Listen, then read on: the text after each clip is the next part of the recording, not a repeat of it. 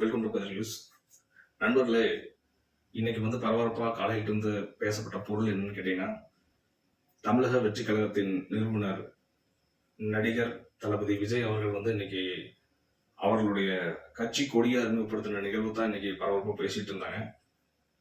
நண்பர்களே, பனையூர்ல நடைபெற்ற இந்த விழாவில் அவர்களுடைய நிர்வாகிகள் சுமார் 350 பேர் கலந்து கொண்டதா தெரியுது.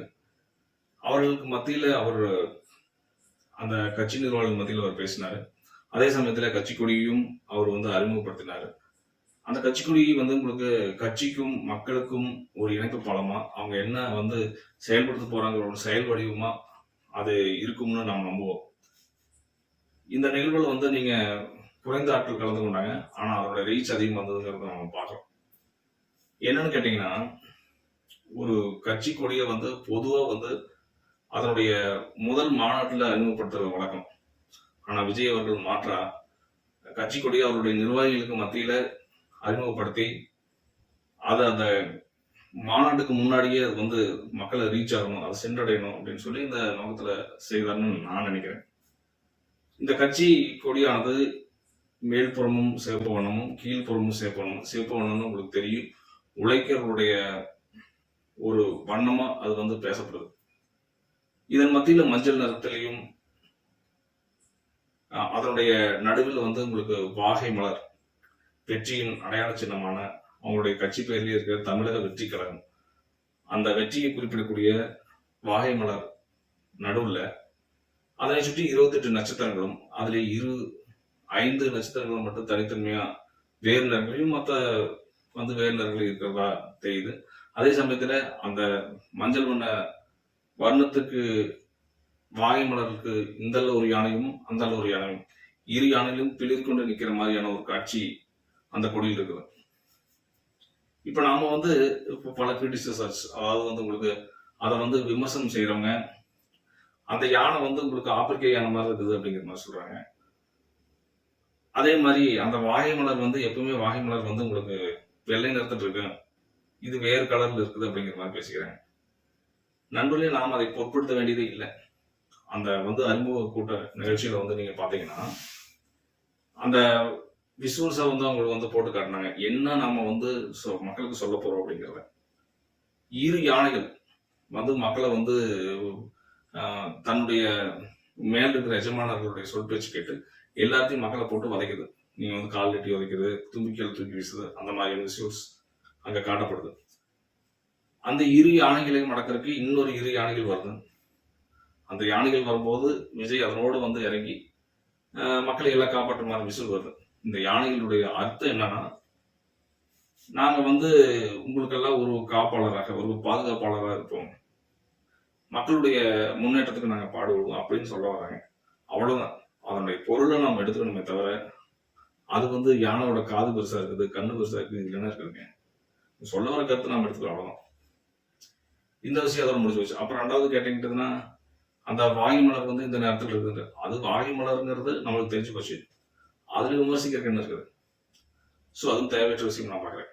2வது யானை சின்னங்கள் பிஎஸ்பி உங்களுக்கு பகுஜன் சமாஜ் கட்சி பயன்படுத்துது.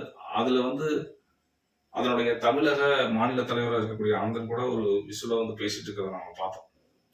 நீங்க யானையோட படத்தை நீங்க பயன்படுத்த கூடாது அப்படின்ட்டு. நான் அறிந்த வரையில், நான் தேடின வரைக்கும் என்ன தெரிஞ்சதுன்றதுன்னா, கட்சி கொடி வேற, கட்சியோட சிம்பிள் வேற. தேர்தல் ஆணையத்தால் அங்கீகரிக்கப்பட்ட ஒரு சின்னத்தை ஒரு கட்சியினோட சின்னத்தை இன்னொருத்தர் பயன்படுத்த முடியாது. ஆனா கொடி அந்த இதுக்குள்ள வராதுங்கிறது தான் தெரியுது. அதுலயே நீங்க கட்சி கொடி பற்றின எந்த ஒரு விளக்கத்தையும் நாங்க தரமாட்டோங்கிற மாதிரியான உத்தரவாதம் தேர்தல் ஆணையம் கொடுத்துருக்கா தெரியுது. இது பல நிபுணர்கள் சொல்றது. அது இன்னுமே நம்ம ஆர்வம் போய் பார்க்கணும். ஏன்னா நம்மளுக்கு அதை பத்தி தெரியாது, அந்த எக்ஸ்பர்ட்டுகளுக்கு தான் அது தெரியும். ஆனாலும் பொதுவா நம்ம பார்க்க போகும்போது அதுல ஒன்றும் பெரிய சிக்கல் இருக்கிறதா தெரியல. அப்படியே இருந்தாலும் அது அவங்க பிரச்சனை. அந்த நிர்வாகிகளும் கட்சியினுடைய நிறுவனரும் அங்க அந்த அறிமுக கூட்டத்துல, கொடியை அறிமுகம் செய்யக்கூடிய கூட்டத்துல அவங்க சில உறுதிமொழிகள் எடுத்துக்கிட்டாங்க. அந்த உறுதிமொழிகள் இப்போ அதுல சொல்லிக்கிறத நான் அப்படியே சொல்லியிருந்தேன் வச்சுக்கோங்க. நாட்டின் விடுதலைக்காகவும் நமது மக்களின் உரிமைக்காகவும் தமிழ் மண்ணில் இருந்து தேர்தலுடன் போராடிய உயிர் நீத்த எண்ணற்ற வீரர்களின் தியாகத்தை எப்பொழுதும் போற்றோம். ஆமா, அந்த நிர்வாகிகள்லாம் இவங்களுடைய விடுதலைக்காக போராடினவங்களும் மக்களோட உரிமைக்காக போராடினவங்களும் தியாகத்தை எப்பவுமே போட்டுருவோம், நீங்க அதை உரிமையை எடுத்துக்கணும் அவங்க சொல்றாரு. அது கட்சி பேரஸ், நீங்க வந்து கட்சியினுடைய அந்த இருக்கிற நபர்களுக்கானது. நமது அன்னை தமிழ் மொழிக்காக உயிர் தியாகம் செய்த மொழிப்போர் தியாகிகளுடைய இலக்கை நிறைவேற்றும் வகையில் தொடர்ந்து போராடுவோம். அது நீங்க வந்து இந்த எமர்ஜென்சி பீரியட்ல எல்லாம் நீங்க பார்த்துருப்பீங்க நினைக்கிறேன். மொழிப்போருங்கிறது வந்து இந்தி திணிப்பை எதிர்த்து நடந்த ஒரு பெரிய போராட்டம். அந்த மாதிரி போராடி தன்னோட உயிரை துச்சமா நினைச்சு அதில் வந்து அழிஞ்சு போனவங்களை வந்து அவங்களுடைய தியாகம் என்ன, தமிழ் அழிஞ்சிடக்கூடாது, வேற்று மொழிகள் நம்ம வந்து பயங்கர ஆதிக்கம் செலுத்திடக்கூடாது தானே, அந்த இலக்கை காப்பாற்றுக்கு உண்டான முயற்சியை நம்ம எடுப்போம் அப்படின்னு அவருடைய கட்சி நிர்வாகிகளுக்கு உறுதிமொழியை எடுத்துக்க சொல்றாங்க. அது நல்ல விஷயம் தான். இந்திய அரசியலமைப்பு சட்டத்தின் மீதும் இறையாண்மை மீது நம்பிக்கை வைத்துள்ள அனைவருடனும் ஒற்றுமை, சகோதரத்துவம், மத நல்லிணக்கம், சமத்துவம் ஆகியவற்றை பேணி காக்கின்ற பொறுப்புள்ள தனி மனிதனாய் செயல்படுவேன். சட்டத்துக்கு முன்னாடி நம்மள சரியா நடந்துக்கணும், இது என்னோட உறுதிமொழியை கொடுக்குறேன்னு சொல்லி போட்டு மக்களுக்கு முன்னாடி கட்சி நிர்வாகிகள் உறுதிமொழி எடுத்து சொல்றாங்க. அதான் நம்ம புரிஞ்சுக்க வேண்டியதா இருக்கு. சாதி, மதம், பாலினம், பிறந்த இடம் ஆகியவற்றின் பெயரில் உள்ள வேறுபாடுகளை கலைந்து மக்களிடையே விழிப்புணர்வை ஏற்படுத்தி அனைவருக்கும் சம வாய்ப்பு, சம உரிமை கிடைக்க பாடுபடுவோம். இது மக்களுக்கானதுங்க.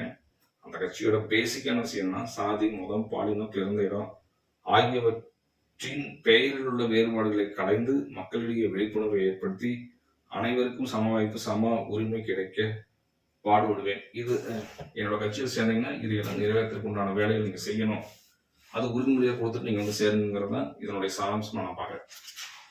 நண்பர்களே, ஒரு கட்சி விமர்சிக்கிறதுக்கு முன்னாடி அதனுடைய கொள்கைகள், அதனுடைய செயல் திட்டம், இது ரெண்டையும் பார்த்து தான் விமர்சிக்கணும். வெறும் கொடிய அவங்க அறிமுகப்படுத்துறத மட்டுமே அல்லது யார் வந்து அரசியல் கட்சி ஆரம்பிக்கிறாங்கிறத பொறுத்து நம்ம விமர்சனம் பண்ணக்கூடாது. இன்னொன்று சொல்ல போனீங்கன்னா இன்னும் எக்ஸ்ட்ரா கட்சிகள் வர வர நல்லதானே. அவங்க வெவ்வேறு திட்டங்களை மக்களுக்கு கொடுக்க முயற்சிப்பாங்க. அது சரியான செயல் திட்டமாக இருந்துச்சுன்னா மக்கள் ஏற்பாங்க, இல்லாட்டி இது நிராகரிக்க போறாங்க. இதுல வந்து பலர் வந்து வன்மத்தை குற்ற விதமா அவர் அப்படி வந்து உங்களுக்கு மட்டும் சினிமா துறையிலிருந்து வரக்கூடாது, அவங்கள அப்படி இப்படி, அது தேவையற்ற ஒரு வாதம்னு நான் பார்க்குறேன். எந்த விதத்துல அது பயன் தர போறதும் இல்லை. அவர் கட்சியோட கொடியை அறிமுகப்படுத்துறாரு, அது வந்து அந்த கொடியானது அந்த தமிழக வெற்றி கழகத்திற்கும் மக்களுக்கும் ஒரு பாலமா இருக்குங்கிறதுக்காகத்தானே அதை செய்யறாங்க. பின்னாடி வந்து அந்த கட்சி என்ன செய்ய போகுது மக்களுக்கு, அவருடைய கொள்கைகள் என்ன, அந்த கொள்கைகளை நிறைவேற்றக்கூடிய செயல் திட்டம் என்னங்கிறத பத்தி விரிவா நான் சொல்றோம்னு அவருடைய தலைவரும் நிறுவனருமான விஜய் சொல்லியிருக்காங்க. இன்று வந்து அதனுடைய பொதுச் செயலாளர் புஷி ஆனந்த் பெருசா பேசுனா தெரியல. அது இண்டோர் வந்து உங்களுக்கு நடந்த ஒரு கட்சி கூட்டங்க உள்ள வந்து அலைபேசி செல்போன் அனுமதிப்படலின்னு தெரியுது. அவங்க வந்து என்ன பேசிக்கிட்டாங்கிறது முழுமையா வெளிவரல. இப்போதைக்கு நிலவரம் இதுதான். மேக்சிமம் பின்னால பார்ப்போம் அது எப்படி எல்லாம் நடந்து முடியுதுன்னு. பட் மக்களுக்கு வந்து ஒவ்வொரு கட்சியும் எக்ஸ்ட்ரா ஆகிட்டே இருக்கிறது நல்லதானுங்க. அவங்க நல்லதாக செய்யலைன்னா இன்னொருத்தர் செய்வாங்க, ஒவ்வொருத்தர் யாருக்கு பிடிச்சிருக்குதோ அவங்க ஓட்டு கொடுக்க போறாங்க. பார்ப்போம் பின்னால. நன்றி.